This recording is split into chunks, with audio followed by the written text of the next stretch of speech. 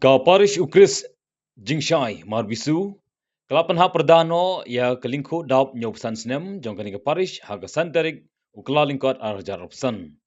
La penpu penpieng ya gani kesini dah kemas berkuj haga por step dah ke Jingdap lang Reverend Archbishop Victor Lingdo ke Shillong Archdiocese Father Richard Man Baham Hajau Vicar General ke Shillong Archdiocese Father Jemris Shilla Parish Priest kibepat kelingdo reunion bat kipai dungai ke Balang hakilai tili ke diocese. Hakamas berkuj u Archbishop Victor Lingdo ulapan kan mau ya ke jing sedang jang kelenti ya jang ke Parish Marbisu.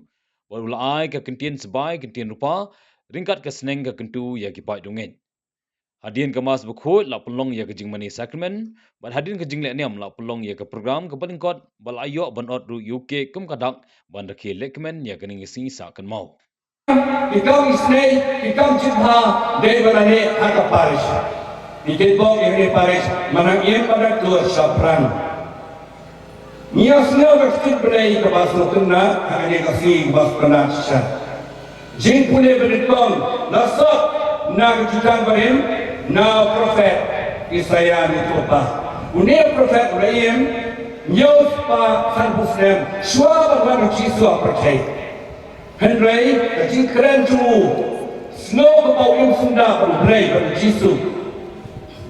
Nang tahu keren hati pai Israel haba bilan ba hapo Israel moeki to sakramen sawiyo abiang ia kecil keren sawan biang kecil Jingshai ban bekra iga bo cingdum ba kata orang hagapo bawan Yesus haberke